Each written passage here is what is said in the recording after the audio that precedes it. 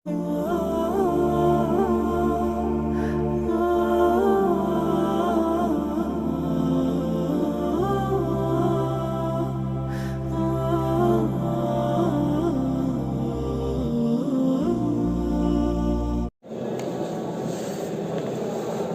اللہ الرحمن الرحیم الحمد للہ رب العالمین والصلاة والسلام علی اشرف الانبیاء والمرسلین وعلی آلہ واصحابہ اجمعین اما بعد۔ تو ہم لوگ شروط الصلاح پڑھ رہے تھے،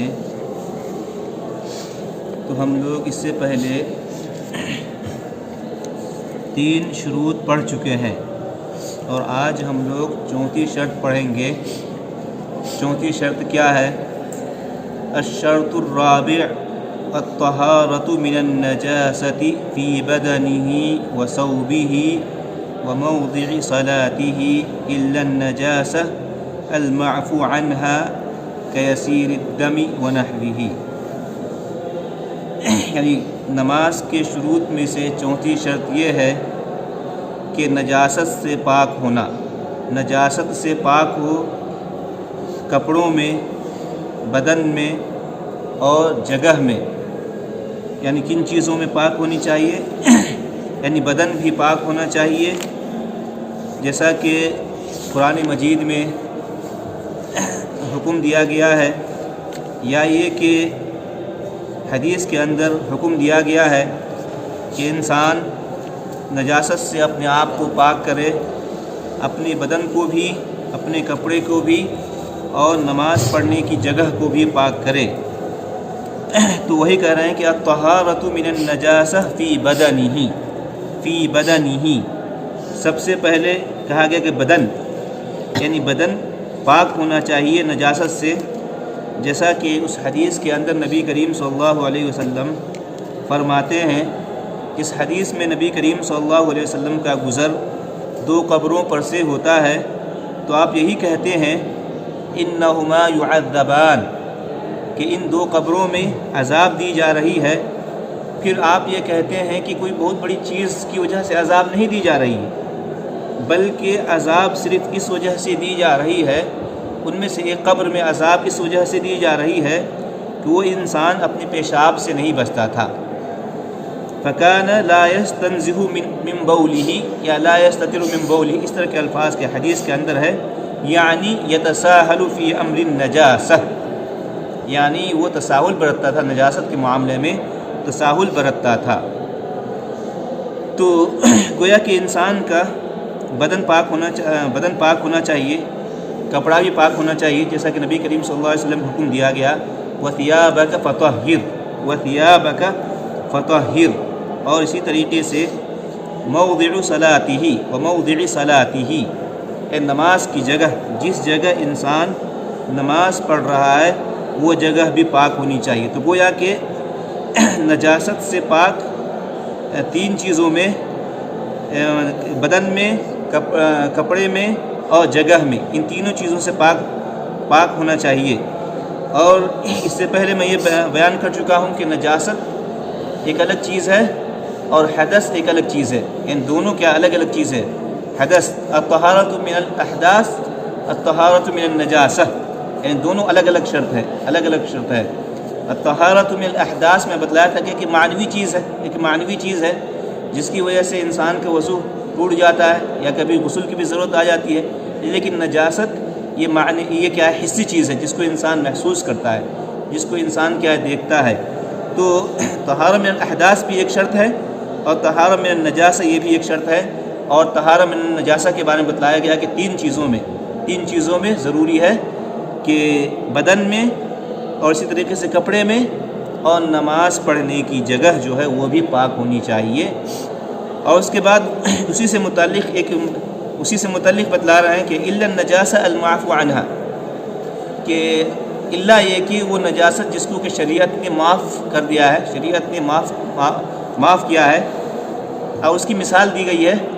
کہ کیسیر الدم، یعنی معمولی خون، یعنی معمولی،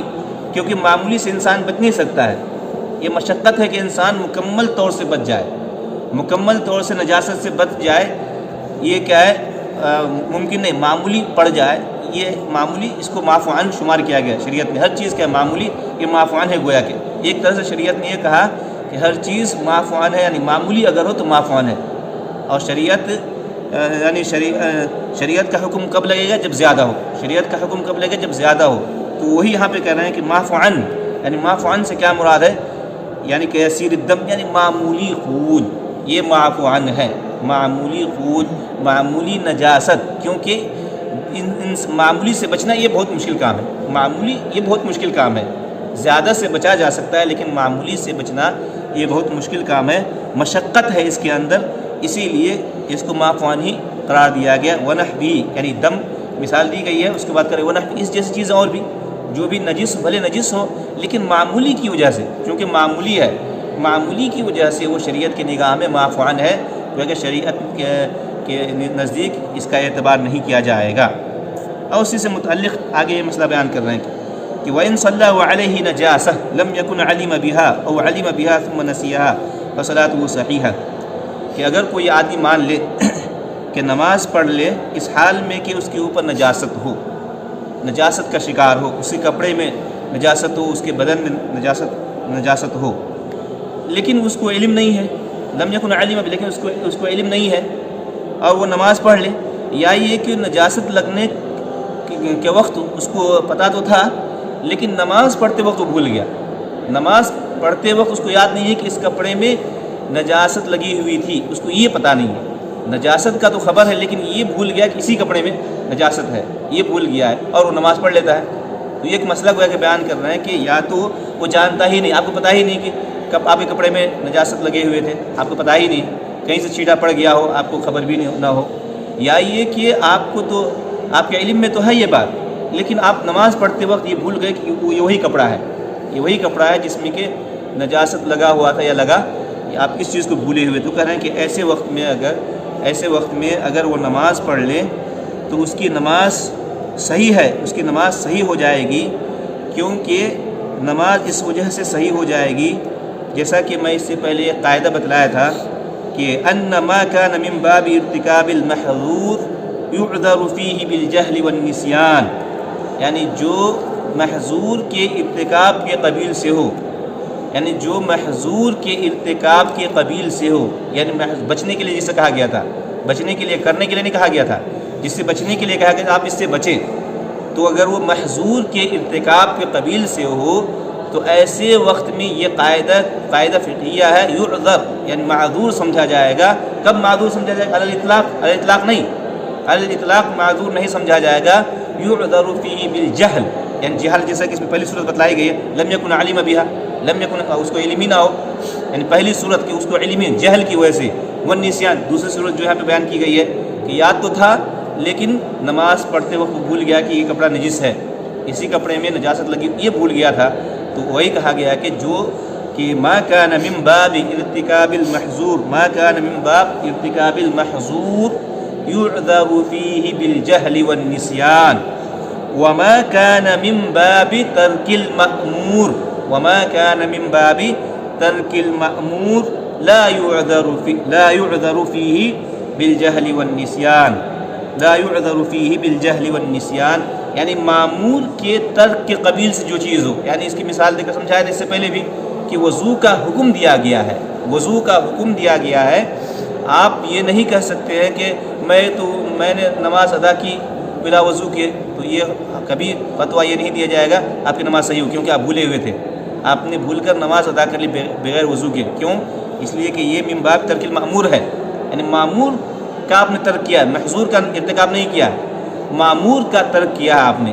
معمور جو حکم دیا گیا تو وضو کر کے نماز پڑھے، تو آپ نے معمور کا ترک کیا ہے، تو معمور کے ترک کے وقت یعنی یہاں پہ معذور نہیں سمجھا جائے گا بھولنے کی وجہ سے، یعنی نسیان کی وجہ سے یہ کیا ہے، معذور نہیں سمجھا جائے. کہیں گے آپ کو جائیے وضو کر کے پھر سے نماز پڑھیے، وضو کر کے پھر سے آپ نماز پڑھیے، یہ نہیں کہیں گے کہ آپ کی نماز ہو گئی، بھولے ہوئے تھے، یا یہ کہ آپ کو علم نہیں تھا آپ کی نماز، یہ نہیں کہا جائے گا. تو وہی کہہ رہے ہیں کہ وہی یہ قاعدہ کلیہ یہاں پہ وہی قاعدہ کلیہ یہاں پہ استعمال کریں گے کہ ما كان من باب ارتكاب المحظور يعذر فيه بالجهل والنسيان وما كان من باب ترك المأمور لا يعذر فيه بالجهل والنسيان، یہ قاعدہ کلیہ ہے۔ تو بہرحال تو اگر کوئی آدمی بھول کر نماز پڑھ لے، یا یہ کہ نماز کے وقت بھول جائے کہ یہ کپڑا نجس ہے، تو اس کی نماز صحیح ہو جائے گی، کیونکہ یہ محظور کے ارتکاب کے قبیل سے، محظور کے ارتکاب کے قبیل سے ہے، اس وجہ سے اس کی نماز کیا صحیح ہے۔ وَإِنْ عَلِمَ بِهَا فِي الصَّلَاةِ أَزَالَهَا وَبَنَى عَلَى صَلَاتِهِ، کہہ رہے ہیں کہ اگر مثال کے طور پر کسی آدمی کو نماز میں یاد آ جائے، نماز میں یاد آیا کہ یار یہ کپڑا کیا نجس ہے، یا یہ ٹوپی نجس ہے، یا یہ کہ میں جو جوتا یا موزہ پہن کر نماز پڑھ رہا ہوں یہ کیا ہے نجس ہے، تو کہہ رہے ہیں کہ اسی وقت، جس وقت یاد آ جائے اسی وقت اس کپڑے کو نکال کر پھینکیں گے نماز میں، اسی وقت اس کپڑے کو نکال دیں گے، اس ٹوپی کو نکال دیں گے، اس چماغ کو نکال دیں گے، اس پگڑی کو نکال دیں گے، یا اس موزے کو نکال دیں گے، اور اپنی نماز کو جاری رکھیں گے۔ جیسا کہ وہ حدیث ہے، جیسا کہ آپ لوگوں نے پڑھا ہے کہ جبرائیل امین کی حدیث، جس میں کہ نبی کریم صلی اللہ علیہ وسلم اپنے جوتے کیا ہے نکال کر پھینکتے ہیں نمازی میں، تو صحابہ کرام بھی کہ اپنے جوتے کو نکال کر پھینک دیتے ہیں۔ نبی کریم صلی اللہ علیہ وسلم نماز کے بعد صحابہ سے سوال کرتے ہیں کہ کیوں تم لوگ اپنے جوتے نکال دیے؟ تو صحابہ کرام کہتے ہیں کہ رأینا کا فعلت ففعلنا، ہم نے آپ کو اس طرح کرتے ہوئے دیکھا، ہم نے بھی کر دیا۔ تو اس وہاں پر یہ کہیں پہ ذکر نہیں ہے کہ آپ نے نماز کو دہرایا ہو، نماز کا اعادہ کیا ہو، نماز کا اعادہ کا کہیں پہ ذکر نہیں ہے۔ تو گویا کہ نماز کو جاری رکھیں گے، اس کپڑے کو ہٹا دیں گے اور نماز کو جاری رکھیں گے، جیسا کہ اس حدیث کے اندر اس کی دلیل اس حدیث کے اندر موجود ہے کہ جس میں چپل کو آپ کیا ہے نکال کر پھینکتے ہیں اور اپنی نماز کو جاری رکھتے ہیں۔ اس کے بعد کہتے ہیں کہ دیکھیے والارض كلها مسجد تصح الصلاة فيها، کہ پوری زمین کیا ہے مسجد ہے، آپ اس میں نماز پڑھ سکتے ہیں، نماز اس میں پڑھنا صحیح ہو جائے گا۔ تو جیسا کہ حدیث کے اندر خود یہ بتلایا گیا ہے کہ جعلت الارض كلها مسجدا وطہورا، ان پوری زمین، یہ اس امت کی خصوصیت بلکہ بیان کی گئی ہے۔ اعطیت خمسا لم يعطهن احد قبلی میں سے ایک یہ بھی ذکر کیا گیا ہے کہ اس امت کی خصوصیات میں سے یہ بیان کیا گیا ہے کہ ساری زمین مسجد ہی مسجد ہے، پاک ہے، کہیں پہ بھی آپ نماز پڑھ سکتے، کوئی حرج کی بات نہیں ہے۔ جیسا کہ مسلم شریف کی حدیث کے اندر صراحت ہے فَحَيْثُمَا أَدْرَكَتْكَ الصَّلَاةُ فَصَلِّ فَإِنَّهُ مَسْجِدٌ، کہ جہاں کہیں ہو نماز کا وقت میں پالے، نماز کا وقت آ جائے وہیں پہ نماز پڑھو، کیونکہ مسجد ہے وہ۔ تو یہ اس امت کی خصوصیات میں سے بیان کیے گئے ہیں کہ پوری زمین کیا ہے مسجد ہے، آپ اس میں نماز پڑھ سکتے ہیں۔ اگر نماز پڑھتے ہیں، نماز کا وقت آ جائے نماز پڑھتے تو نماز صحیح ہے، سوائے چند جگہوں کے مستثنیٰ کیا گیا، اس سے الگ کیا گیا ہے۔ وہ کیا کیا جگہیں ہیں، یہ ساری جگہیں ہیں الا المقبرہ، یعنی پہلی چیز کیا بیان کی گئی ہے جہاں پہ نماز نہیں پڑھ سکتے ہیں، مقبرہ یعنی قبرستان، یعنی قبرستان میں آپ نماز نہیں پڑھ سکتے ہیں۔ قبرستان یہ نماز کی جگہ نہیں ہے، اور وہاں نماز پڑھنا گویا کہ یہ شرک کے وسائل میں سے ہے، شرک کے وسائل میں سے، وہاں پر نماز پڑھنا گویا کہ شرک کے وسائل میں سے ہے۔ تو اس وجہ سے وہاں پر نماز پڑھنے سے منع کیا گیا ہے۔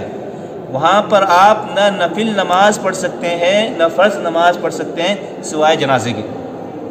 کی نماز پڑھی جا سکتی ہے، اس کے علاوہ نہ آپ نفل نماز اور نہ فرض نماز پڑھ سکتے ہیں، کیونکہ یہ وسائل الشرک میں سے ہے، اس وجہ سے وہاں نماز پڑھنے سے منع کیا گیا ہے، جیسا کہ بہت ساری احادیث موجود ہیں۔ والحمام، یعنی دوسری جگہ کیا ہے حمام، یعنی حمام سے مراد نہانے کی جگہ، کہتے ہیں کہ یہ حمام جو ہے نا، یہ بلاد شام وغیرہ میں یہ حمام پائے جاتے ہیں، یعنی غسل کی جگہ، یعنی خاص طریقے سے اس کو بنایا جاتا ہے، اس کو خاص طریقے ہوتے ہیں بنائے جانے کے، یہاں کی طرح نہیں۔ یہ حمام کہتے ہیں کہ یہ نہیں ہے، یہ شام وغیرہ یا ہے کہ جہاں پہ ٹھنڈ والے علاقے جو ہوتے ہیں وہاں پہ خاص طریقے سے بنائے جاتے ہیں، وہ حمام ہے، یعنی غسل کی جگہ ہی ہے وہ، لیکن اس کو خاص طریقے سے تیار کیا جاتا ہے، اور ابن عثیمین نے ذکر کیا ہے کہ یعنی حمام کے دو دروازے ہوتے ہیں، ایک دروازے جانے کے لیے، ایک دروازے نکلنے کے لیے، یعنی ایک دروازے جانے کے لیے، ایک دروازے نکلنے کے لیے ہوتے ہیں۔ تو یہاں پر نماز پڑھنے سے جو منع کیا ہے، کیونکہ لوگ آئیں گے اور نکلیں گے، لوگ آئیں گے اور جائیں گے، تو یہ تو تشویش کا باعث بنے گا نمازیوں کے لیے، نمازیوں کے تشویش کا باعث بنے گا۔ اور کہتے ہیں کہ یہ یہاں پر مرد اور عورت سارے لوگ جمع ہوتے ہیں، یعنی عورت کے جمع ہونے کی جگہ ہے، یہ مرد اور عورت کی جگہ ہونے کی جمع ہے، اور یہ کشف العورہ کا امکان بھی ہوتا ہے یہاں پہ۔ یعنی دوسری وجہ یہ انہوں نے یہ بیان کیا، کیوں منع کیا؟ کشف العورہ، کشف العورہ کا یہاں پہ امکان ہے، اس وجہ سے حمام سے منع فرمایا ہے، حمام میں نماز پڑھنے سے منع فرمایا۔ اور تیسری وجہ یہ بیان کی گئی ہے کہ نجاست کا امکان ہے، وہاں پر نجاست سے کا امکان ہے، حمام ہے تو وہاں پر بھی نجاست کا امکان ہے۔ تو ان تین وجوہ کی وجہ سے حمام میں نماز پڑھنے سے منع کیا گیا ہے۔ اور تیسری چیز یا تیسری جگہ جہاں پر نماز پڑھنے سے منع کیا گیا، والحش، یعنی حش، یعنی جس کو کہ آج کے زمانے میں دورۃ المیاہ، یعنی دورۃ المیاہ یعنی بیت الخلا، والحش یعنی بیت الخلا یا دورۃ المیاہ، جب نہانے کی جگہ میں نماز پڑھنے سے منع کیا گیا ہے، وہاں پر نجاست کا امکان ہے، تو یہاں تو بدرجہ اولیٰ امکان ہے، یہاں تو بدرجہ اولیٰ امکان ہے۔ اور ساتھ میں یہ بھی بیان کیا گیا ہے کہ یہ مأوى الجن، الشیاطین، شیاطین کے ٹھہرنے کی جگہ ہے،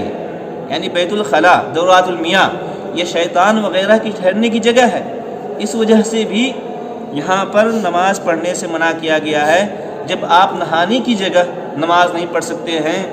بدرجہ اولیٰ آپ حش یعنی بیت الخلا میں نماز نہیں پڑھ سکتے، یہ تو موضع النجس ہے ہی، موضع النجس ہے ہی، اور ساتھ ہی ساتھ کیا ہے، یعنی مأوى الجن، شیاطین کے رکنے ٹھہرنے کی جگہ بھی ہے، اس وجہ سے منع کیا گیا۔ اور تیسری جگہ جو اس کے بعد جو چوتھی جگہ جو منع کیا گیا، اعطان الابل،